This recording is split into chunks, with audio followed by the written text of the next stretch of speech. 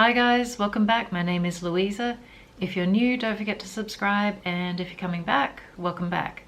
And today we're going to be continuing on with the book of Revelation, so we will be covering chapters 12, 13, and 14. These are major chapters which are often quoted by lots of different people, not just Christians. They are pretty much the pith of the prophecy. And a lot of what they're describing is very symbolic and in many ways quite enigmatic. So there's a lot of imagery in these chapters, which a lot of people might not be very familiar with. It's often referred to as apocalyptic literature. I mean, the book of Revelation in general is apocalyptic literature. So it references other chapters in the Bible which also have apocalyptic literature in them. And in particular, chapter 13 references a lot of the book of Daniel. So Revelation chapter 12, it says, "Now a great sign appeared in heaven, a woman clothed with the sun and the moon under her feet, and on her head a garland of 12 stars. Then being with child, she cried out in labor and in pain to give birth. And another sign appeared in heaven. Behold, a great fiery red dragon, having 7 heads and 10 horns, and 7 diadems on his heads. His tail drew down a third of the stars of heaven and threw them to the earth. And the dragon stood before the woman who was ready to give birth, to devour her child as soon as it was born. She bore a male child who was to rule all nations with a rod of iron. And her child was caught up to God and his throne. Then the woman fled into the wilderness, where she has a place prepared by God, that they should feed her there 1,260 days." So there's always been a lot of debate about who the woman is. Generally speaking, in the early church, it was considered to be Israel, the nation, not some sort of spiritual Israel. Then later on, when Catholicism became a thing, the Catholic Church decided that the woman was specifically Mary, because she was literally the mother who gave birth. And so there's a lot of iconography of Mary where she is depicted as standing on the moon and has a radiant glow around her and a diadem of stars, and that sort of thing. So that's sort of very much intertwined with Catholic images of Mary. However, in the literature, it's not a real woman. It's a metaphor, because there was no serpent at the birth of Christ waiting to devour him, and the child was not immediately caught up to heaven to sit with God on the throne. He spent 33 years on earth.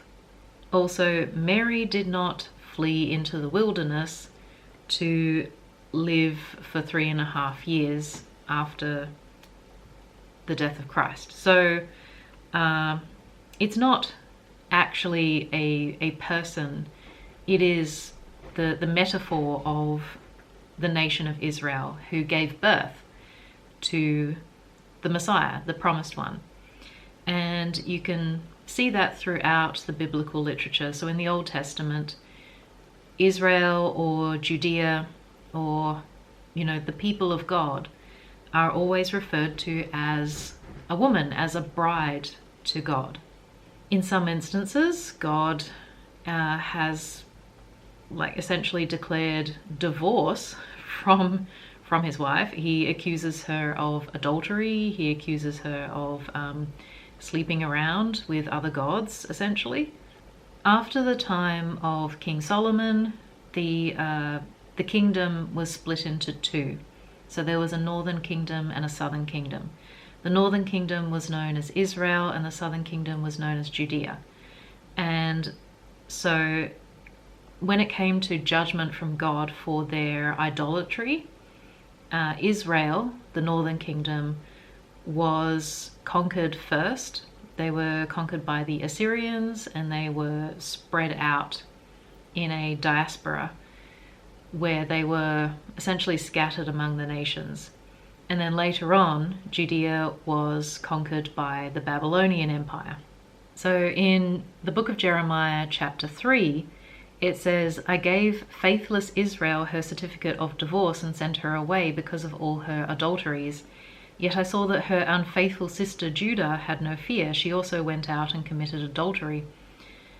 So it's essentially God referring to these nations, which were originally one nation, as adulterous wives.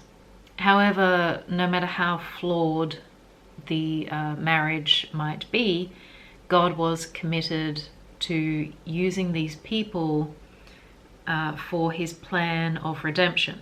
And so the son was always going to be born out of Judea / Israel / the Jewish people. And that's why you have this woman. Now, why all of the symbolism about the stars and the moon and the sun and all of this stuff? Why have that in there? Some people think that the 12 stars is a reference to the 12 tribes of Israel, which it could be. It could also be something which Dr. Michael Heiser proposed, which is essentially a description of when Jesus was born. Because throughout the Bible, we don't really have a date or even much indication of a year as to when Jesus was physically born. We know that he was born in Bethlehem in Judea, and we know that it was during the reign of Herod, who was the puppet king of the Romans. So there's a few options for dates that scholars have kind of proposed. But Dr. Michael Heiser proposed that this passage in Revelation actually references a constellation that was present at the time of the birth, which was what the Magi saw in the sky and what they followed on their quest to find the King of the Jews. And there's a whole explanation for it that you can find on YouTube. You just have to type in the search, Dr. Michael Heiser, birth of Jesus, and you should be able to find his explanation for it. But long story short, it's a constellation of some very significant stars in essentially the sun sign, at a position where the moon was at a specific point, and these stars were at a specific point, and so it pinpoints a date in the constellations, and the date in those constellations that he figured out with some astrological software, because these days we have software that astronomers can use to kind of backtrack through the movements of different constellations and planets throughout time, because they're very much like clockwork. And the date that he was able to come up with was the 11th of September, 3 BC, which is a very interesting date if you think about it, and kind of makes a lot of sense. So yeah, the date of the 25th of December was always arbitrarily nominated as a date to mark the birth of Jesus. There's nothing wrong with celebrating Jesus's arrival on that date. It doesn't mean that you're not worshipping God or acknowledging the truth of Jesus in any way. It just means that the date was never really supposed to be his birth date. If you're curious about my thoughts on celebrating Christmas, I have done a video on that in the past. As someone who was a former pagan, I can understand why a lot of Christians are very wary of it. I was initially confused about whether it was okay or not, and so I did a lot of research after I was saved. Okay, I had a quick change. The weather in Tasmania at the moment is very confusing. We're at the tail end of summer, so it's like sometimes it's hot and you're sweating, sometimes it's chilly and you have to put a jumper on, and then sometimes you have to take the jumper off, and it's just kind of annoying. So continuing on with chapter 12, verse 7. It says, "And war broke out in heaven. Michael and his angels fought with the dragon, and the dragon and his angels fought, but they did not prevail, nor was a place found for them in heaven any longer. So the great dragon was cast out, that serpent of old called the devil and Satan, who deceives the whole world. He was cast to the earth, and his angels were cast out with him. Then I heard a loud voice saying in heaven, Now salvation and strength and the kingdom of our God and the power of his Christ have come. For the accuser of our brethren, who accused them before our God day and night, has been cast down. And they overcame him by the blood of the Lamb and by the word of their testimony, and they did not love their lives to the death. Therefore rejoice, O heavens, and you who dwell in them. Woe to the inhabitants of the earth and the sea, for the devil has come down to you, having great wrath, because he knows that he has a short time." Okay, so there is a lot to unpack here about Satan. This chapter, chapter 12, is very informative for Christians and anyone else who is interested in the origins of Satan, because it literally says that he was the serpent in the garden. So he was that guy. The great dragon was cast out, that serpent of old, called the devil and Satan, who deceives the whole world. And you'll notice that he's not cast into hell, he is cast to the earth. The earth is his domain. And you get that periodically throughout the Bible. You specifically get that in the temptation of Jesus in the Gospels. So if you go to like Matthew chapter 4 and you have a look at the temptation of Christ, it's Satan offering him the world if Jesus bows down to him and acknowledges him as the ruler of the earth.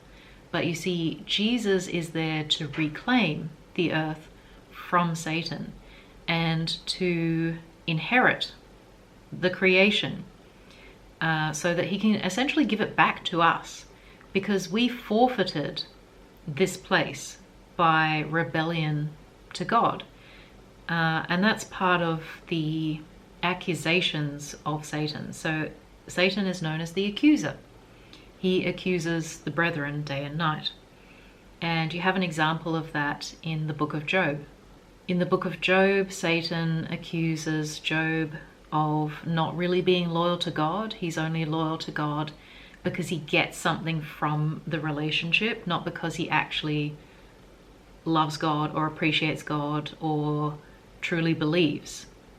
He's just in it for himself. And so that's the accusation from Satan. And God believes otherwise. God believes that Job actually is loyal to him and does actually love him. So he permits Satan to test Job's loyalty because God is pretty certain that Job will pass the test. And he allows Satan to go to great lengths because he wants there to be absolutely no shadow of a doubt on Job's character.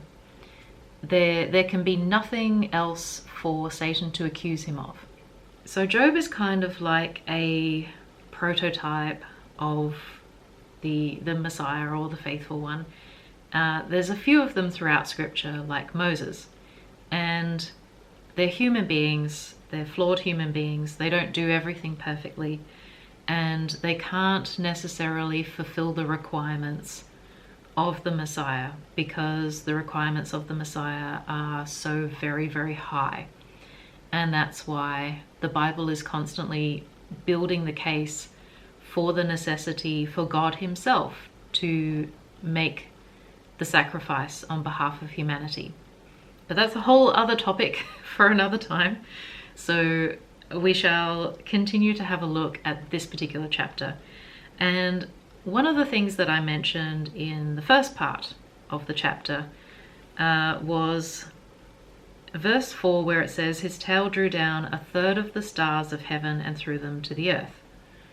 So this is a verse that a lot of people believe points to a third of the angels of heaven rebelling. Now, it doesn't necessarily say that. So there are lots of scholars, including Dr. Michael Heiser, who says that this is not proof that a third of the angels rebelled and that those are the angels of Satan. But I don't know what else it does mean. If this verse doesn't mean that a third of the stars fell from heaven, as in a third of the angels, because throughout the biblical literature, stars are usually referring to heavenly host or angelic beings. So if it's not saying that, then what is it saying? And that's usually the problem, where a lot of people who say, oh, that's not what it means, that's not what it's saying at all, they don't have another explanation for that verse. They don't have something that really fits in with the rest of the chapter or the biblical narrative in general. Personally, I think it is the most likely explanation for that verse. I don't see an alternative for what it could mean. If anyone does have ideas, feel free to leave that in the comments. But at this point in time, it's pretty much the only thing that really fits. It certainly fits in with the rest of the narrative, where it says from verse 7 that war broke out in heaven and that there were multiple angels on Satan's side. So obviously they were trying to have a hostile takeover. And then it says in verse 9 that he is cast to the earth and all of his angels are cast out with him. So it fits with the imagery of the dragon's tail sweeping down a third of the stars. If that's true, then that is a lot of hostile heavenly beings who are on earth wreaking havoc among us. Another thing I wanted to quickly point out is it names in verse 7 Michael and his angels. So there are only ever two angelic beings that are named in the Bible, and that is Michael and Gabriel. So they are the only names that we have ever been given biblically for heavenly host. And so all of these other like New Age doctrines where they talk about Raphael and Metatron and all of these other names, that's not biblical. That's got nothing to do with Christianity. That is a made-up system which probably harkens back to Catholicism. Catholicism, which muddied the waters a huge amount in Christianity and introduced so much paganism to what Christians believed, and quite frankly polluted the doctrines to a great extent. But anyway, Satan was cast down, so were all of his angels, and he has come with great wrath because he knows that he has a short time. So Satan is destined for destruction, and he knows that his time is about to run out, and he absolutely hates us. He hates humanity. He wants us all to burn with him. He does not want us to have a relationship with God. He does not want us to inherit the new creation. He does not want us to be saved. He wants us to be destroyed. When he had an audience with God, like he did in the book of Job, when he had the right to stand before God and make accusations, then, he felt like he had a case to make against us. And if he could be proven right, then he would be vindicated. And I don't know, perhaps he thought he could be given some kind of exalted position, because that's certainly the impression that you get throughout other passages of scripture. But God is determined to rescue humanity from our own stupidity. However, the wrath of Satan is very, very real. I mean, we have discussed this before in the earlier parts of Revelation, where it talks about the Great Tribulation. The Great Tribulation is the wrath of Satan. It is not the wrath of God, it is the wrath of Satan. Okay, so don't blame God for the tribulation. We are not destined for wrath from God, But we are destined for wrath from Satan, and that's what these Bible verses tell us. So continuing on from verse 13, it says, "Now when the dragon saw that he had been cast to the earth, he persecuted the woman who gave birth to the male child. But the woman was given 2 wings of a great eagle, that she might fly into the wilderness to her place, where she is nourished for a time and times and half a time." So that's 3.5 years, which is essentially the same amount of time that it said previously in verse 6, where it says she fled into the wilderness, where she has a place prepared, and she should be fed for 1,260 days. Now, that might fall short in a current modern calendar, but in an ancient Jewish calendar, that would be correct. So she's hidden and kind of safe for 3.5 years. And then in verse 15 it says, "So the serpent spewed water out of his mouth like a flood after the woman, that he might cause her to be carried away by the flood. But the earth helped the woman, and the earth opened its mouth and swallowed up the flood, which the dragon had spewed out of his mouth. And the dragon was enraged with the woman, and he went to make war with the rest of her offspring, who keep the commandments of God and have the testimony of Jesus Christ." So who is the woman? She is the national identity of Israel. And who are her other offspring? Well, that would be those in the Judeo-Christian faith, such as Christians. So Satan has a great deal of wrath towards Jewish people, and he has a great deal of wrath towards Christians. And he doesn't care who he can take down. He wants to take down both, but he will take down either. And that's why whenever you see anti-Semitism rearing its ugly head, you can be pretty certain that the movement is inspired and fed by Satan himself. Now, don't get me wrong, people are responsible for their own evil. If their heart is inclined towards hatred of other people, that is their own issue. But Satan certainly likes to exploit that, and he will work with that, and he will use people to destroy themselves and to destroy other people.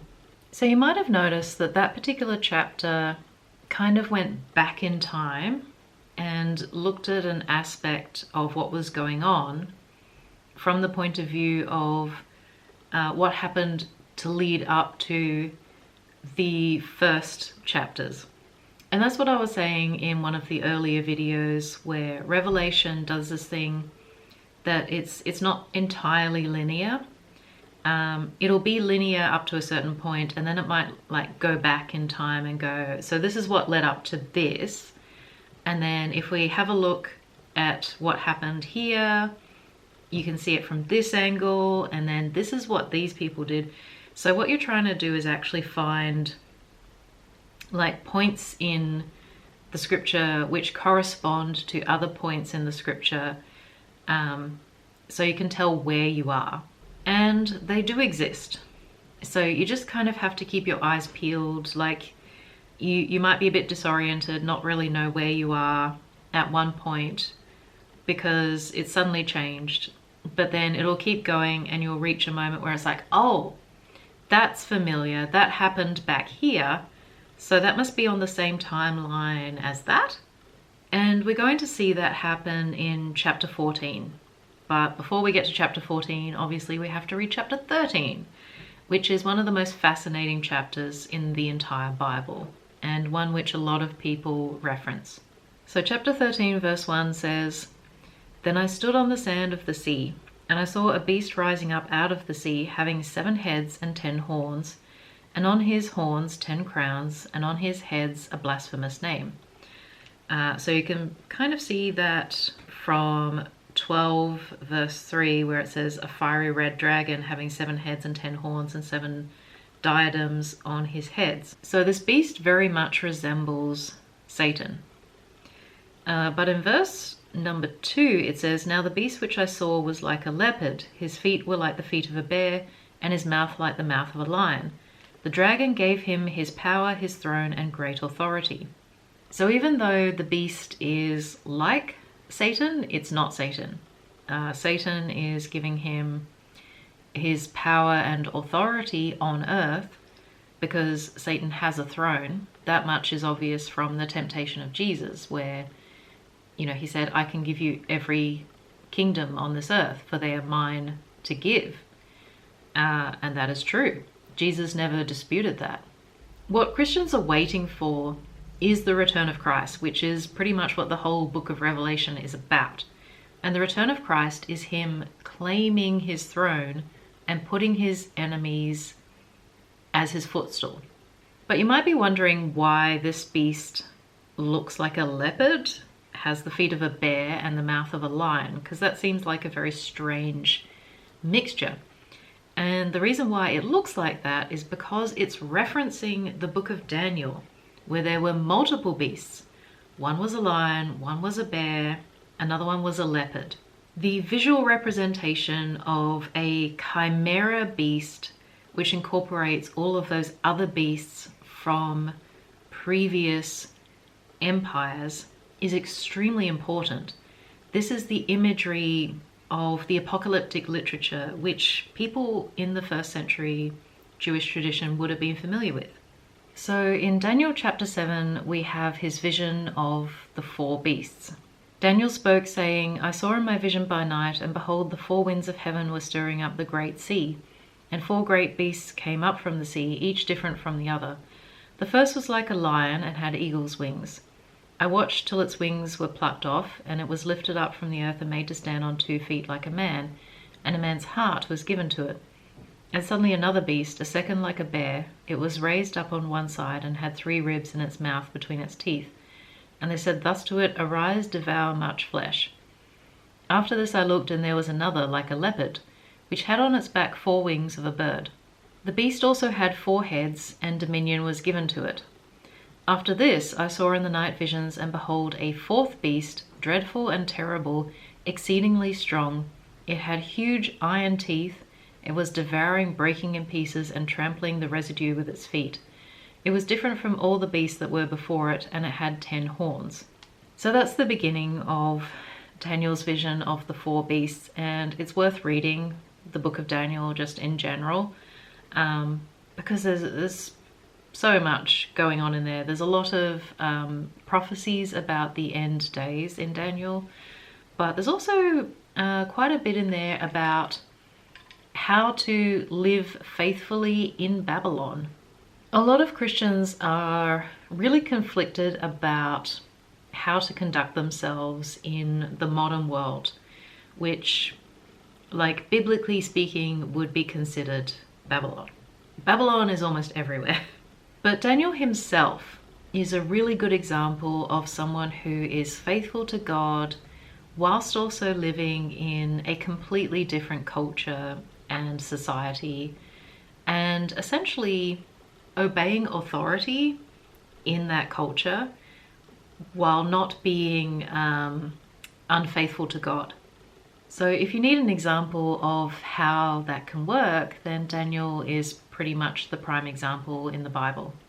But of particular note for us today is his vision of the beasts. Now, in Daniel's vision, he was actually given an explanation for these particular beasts. And they're very much related to a vision and a prophecy in the early part of Daniel about a statue. So at the time that Daniel lived, there was the empire of the Babylonians. And the Babylonians had conquered Judea, and they had carried off many people into slavery and exile. So Babylon is considered an archetype for the big bad empire. And Rome is another example of a big bad empire. So Rome in the Bible can be referred to as Babylon, or it could be referred to as Egypt, because before Babylon, Egypt was considered to be the big bad empire. But there were many other empires during ancient times. So it went from the Babylonian Empire to the Persian Empire. And the Persian Empire actually invaded Babylon during Daniel's lifetime. So he actually got to see the transition from one beast to another beast. So it went from the lion to the bear. And then later on, we had the leopard, which was Alexander the Great and the Greek Empire. That beast in the vision had 4 heads. And the reason why it had 4 heads is because the empire was split into 4 regions after Alexander's death, because it was far too big for most people to manage. And so, you know, there were separate sort of mini empires after his death. And then in the wake of the Greek Empire came the Roman Empire. And the Roman Empire was just the most brutal empire that anyone had ever seen. And it was so mechanized. It was so precise in the way that it just destroyed people and mowed through other cultures. So this 4th beast of iron that is chomping and devouring things and treading them underfoot is often considered to be the Roman Empire, although it's not 100% certain, because it could be the empire that we are currently waiting for. Certainly in the book of Revelation, it says that the empire of the beast, so, you know, we talk about the beast, 666, all of that, it's in chapter 13.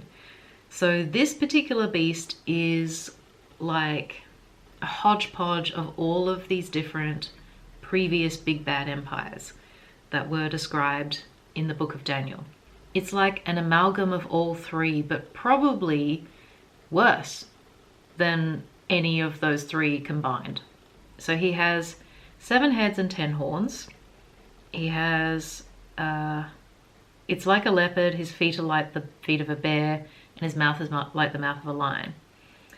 So from verse 3 it says, "And I saw one of his heads as if it had been mortally wounded, and his deadly wound was healed. And all the world marveled and followed the beast. So they worshipped the dragon who gave authority to the beast. And they worshipped the beast, saying, 'Who is like the beast? Who is able to make war with him?'" So at some point in this kind of mega empire, you're going to have one person or perhaps one nation which is killed. So the legend of the Antichrist is that he will be raised from the dead, essentially. And it's going to be such a miraculous event that people are going to believe that he is the Messiah rather than Jesus. And that's essentially what the name Antichrist means. It means both in opposition to and instead of. So it's like this person is pretending to be Jesus, but also opposes Jesus at every fundamental level. So from verse 5 it says, "And he was given a mouth speaking great things and blasphemies, and he was given authority to continue for 42 months. So again, that's the 3.5 year time period, which means that technically the tribulation, it's not 7 years, it's more like 3.5 years. And the beast's mouth, which says great things, also says blasphemies. And just in case you're not familiar with what blasphemy actually means, because so many people use it in a completely wrong way, they seem to think that, blaspheming God means to swear. That is not what blasphemy is. Blasphemy is what Jesus was crucified for. Blasphemy is pretending to be God, or pretending to be sent by God and to speak on God's behalf. Blasphemy is not saying swear words. Blasphemy is impersonating God. So in verse 6 it continues, "Then he opened his mouth in blasphemy against God, to blaspheme his name, his tabernacle, and those who dwell in heaven." So again, he is impersonating God, and that is reiterated throughout the scriptures. Whenever they talk about the Antichrist, it's that he stands in the tabernacle of God, showing himself that he is God and claiming to be God. In verse 7 it says, "It was granted to him to make war with the saints and to overcome them." So this is again more evidence that it is not a pre-tribulation rapture, it is a post-trib, pre-wrath rapture. And we are going to be overcome by the Antichrist. He is going to win, ostensibly, during his reign, which is only 3.5 years. And authority was given him over every tribe, tongue, and nation. So essentially he's going to be a world dictator. All who dwell on the earth will worship him, whose names have not been written in the book of life of the Lamb, slain from the foundation of the world. If anyone has an ear, let him hear. He who leads into captivity shall go into captivity. He who kills with the sword must be killed with the sword. Here is the patience and the faith of the saints.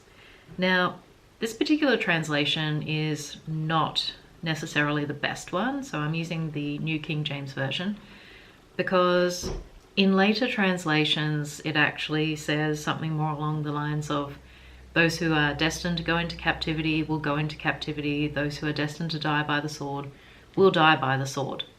So that makes way more sense with the line after it that says, here is the patience and the faith of the saints. Because if you're going to die during the tribulation, you are going to die. If you're going to be held captive during the tribulation, you're going to be held captive.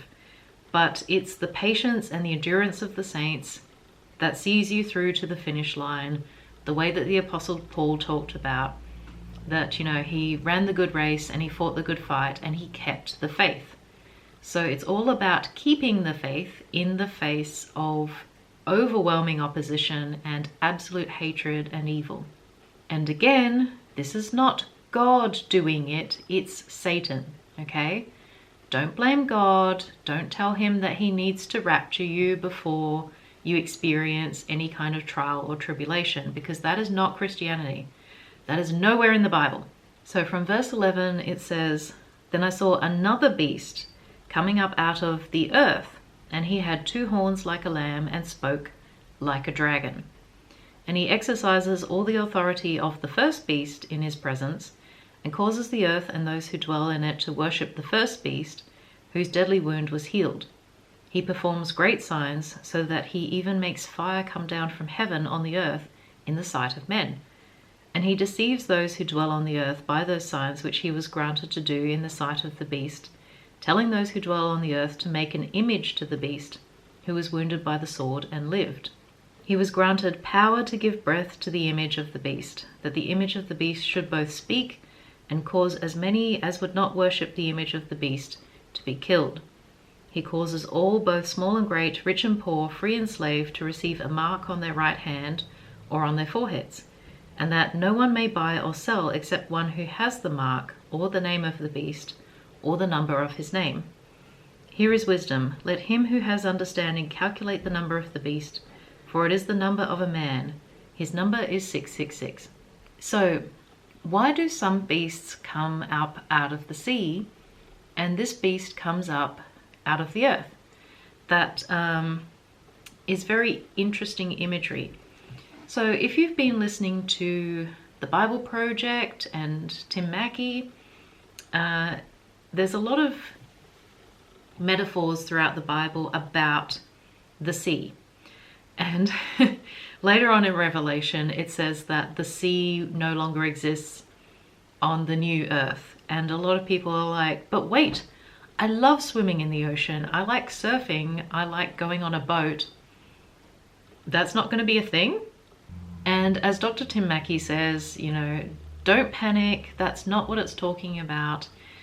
The imagery of the sea in the Bible is referring to chaos.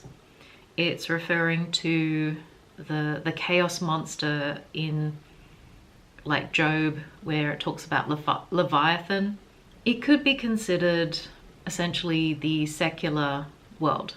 So that makes plenty of sense when it comes to, like, thinking about the empires, when it comes to thinking about the first beast. So these are essentially Gentile nations, what the Jewish people would refer to as the Gentiles. So what is the beast that comes out of the earth? Well, you kind of get a clue with the way that it looks. So I saw another beast coming up out of the earth, and he had 2 horns like a lamb and spoke like a dragon. So this beast is considered kind of the false prophet. If you hear people talking about the 2 beasts, there's the Antichrist and then there's the false prophet. So the false prophet essentially points to the Antichrist as a Messiah, but he himself is like a religious figure of some variety. He looks, for all intent and purpose, like a lamb. So he looks faithful to God. He looks like Jesus in many respects. He's probably a well-known religious figure in his day, some sort of great holy man. Some people think that the false prophet is the Pope.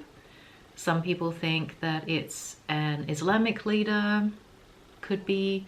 Other people think that it could be either a Jewish person or perhaps a Christian person. It doesn't really matter at this point in time. What matters is what he is asking people to do. Throughout the Bible, if you see someone talking about an image, usually that refers to an idol of some sort. And of course, back in ancient times, it was a physical idol, something made out of stone or wood or metal.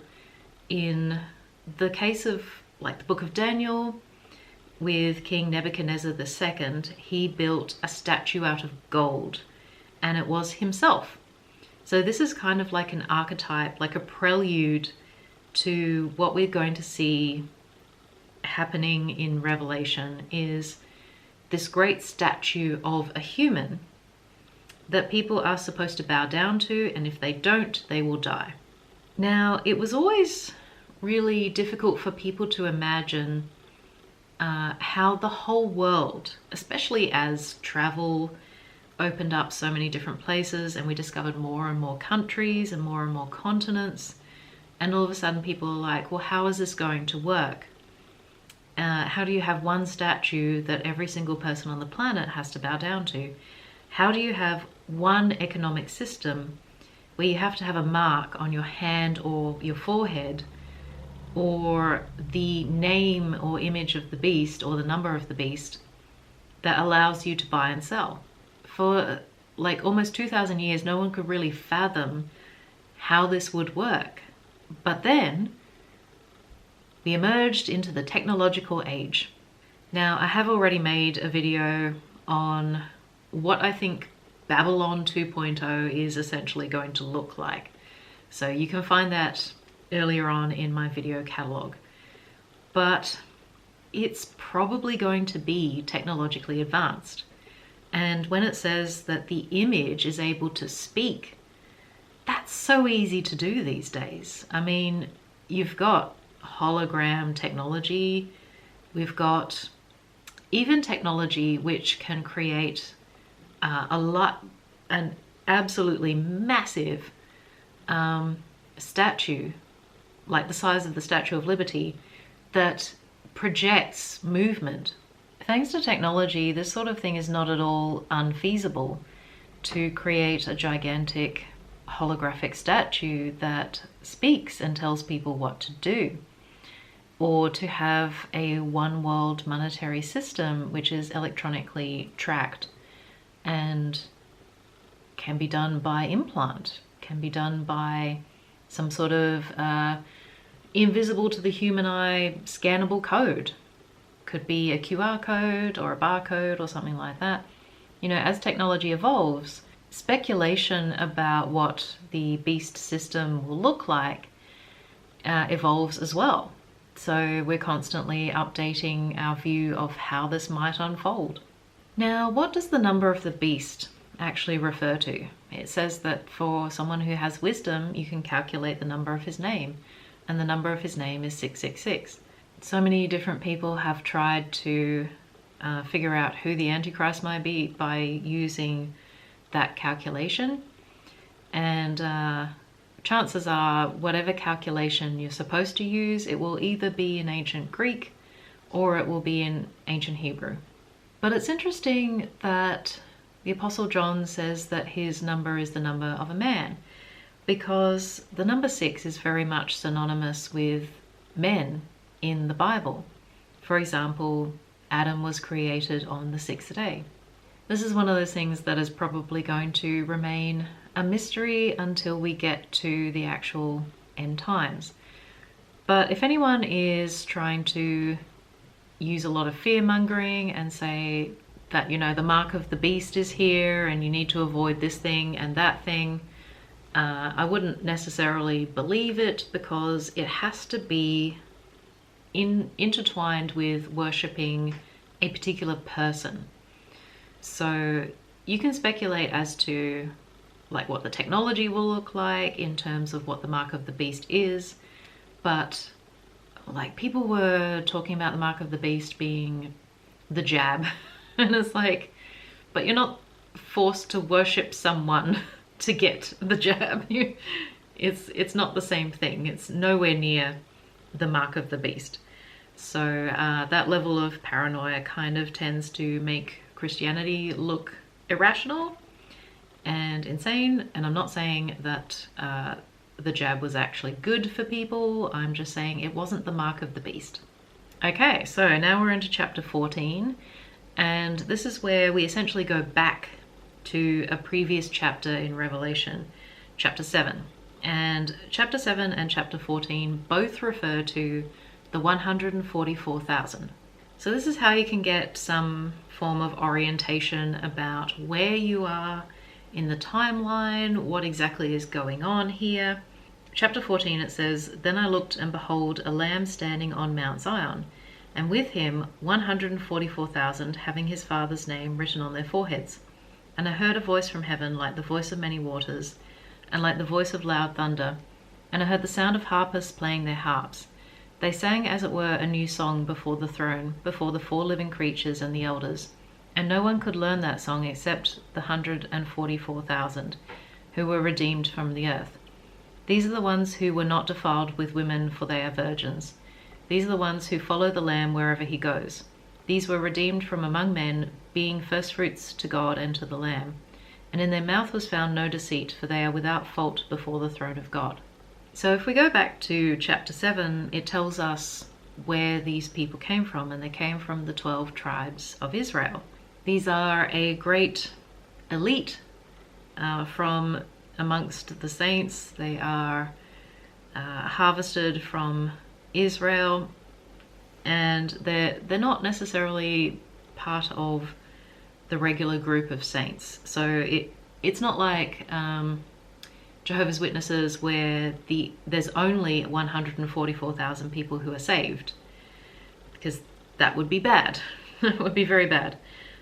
In chapter 7, verse 9, after it outlines where all of the 144,000 comes from, it then says, "After these things I looked, and behold, a great multitude which no one could number, of all nations, tribes, peoples, and tongues, standing before the throne and before the Lamb, clothed in white robes, with palm branches in their hands, and crying out with a loud voice, saying, Salvation belongs to our God, who sits on the throne, and to the Lamb." This is more likely to be the rest of us, standing in white robes, celebrating the end. This is essentially where we have the 6th seal. So that fits in with the timeline that I outlined in video number 2, where the 6th seal is the return of Jesus. And that is exactly what you see in chapter 14 as well, because Jesus is standing on the Mount of Zion at this point in the actual narrative. So we didn't get that in the previous chapters. We didn't explicitly have the return of Jesus at that time, but we had a look at other scriptures where he mentioned the signs of his coming.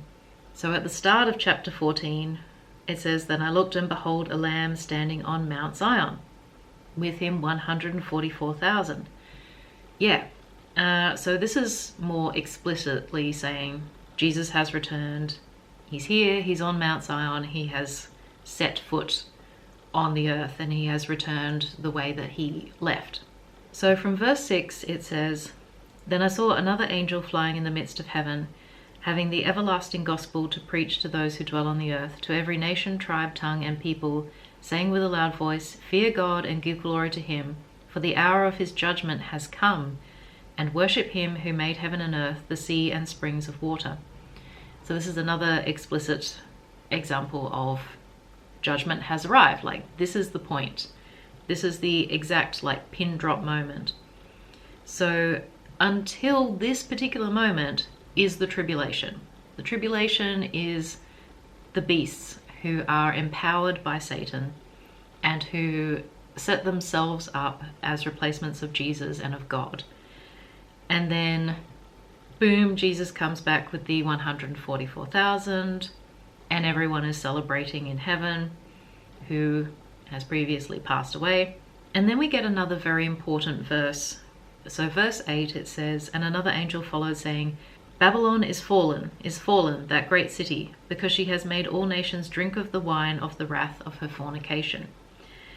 And so this is going to come in handy later on in the book of Revelation when we see the fall of Babylon, because this will be another pin drop so that we know where we are in the narrative.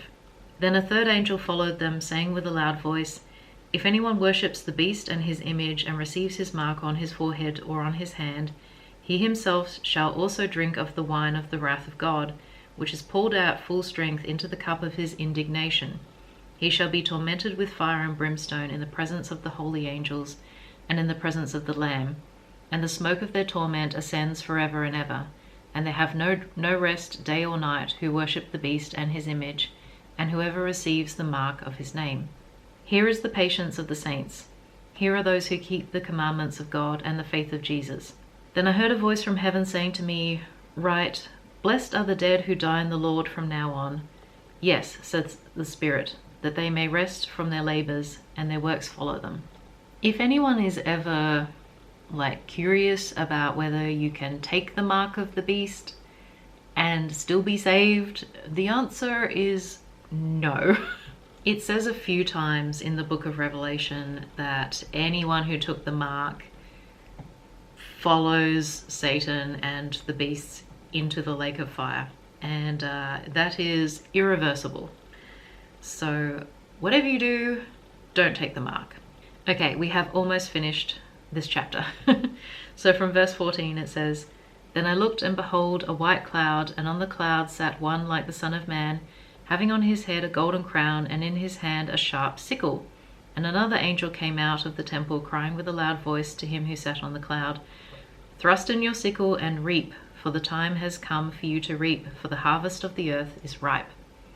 So he who sat on the cloud thrust in his sickle on the earth, and the earth was reaped. In theory, this should be essentially the salvation of anyone who belongs to Christ. So this would be the rapture, in other words. This would be the redemption of the people who have stayed faithful. In verse 17 it says, Then another angel came out of the temple which is in heaven, he also having a sharp sickle. And another angel came out from the altar, who had power over fire, and he cried with a loud voice to him who had the sharp sickle, saying, Thrust in your sharp sickle and gather the clusters of the vine of the earth, for her grapes are fully ripe. So the angel thrust his sickle into the earth and gathered the vine of the earth and threw it into the great winepress of the wrath of God. And the winepress was trampled outside the city, and blood came out of the winepress up to the horses' bridles for 1,600 furlongs. And after this, in the next chapter, which we will do next time, is the bowls of judgment. It's kind of like chapters 12 to 14 are an overview of what we have already kind of seen with the seals and the trumpets, but also like a little bit before that, including like the coming of the Messiah, his birth and his ascension to heaven, and the wrath of Satan. So it's like this little overview of the whole thing up to the point of judgment. And so everything has been very consistent throughout Revelation and also throughout the Gospels about when the moment is that Jesus returns, when we have tribulation and when we have judgment. And those are two entirely separate things. They are not the same thing. They are distinguished by the return of Jesus. So the return of Jesus is the mark when it stops being tribulation and starts being judgment and wrath. All right, guys, thanks so much for watching. Let me know your thoughts in the comments, what you think about these particular chapters and the prophecies that are outlined.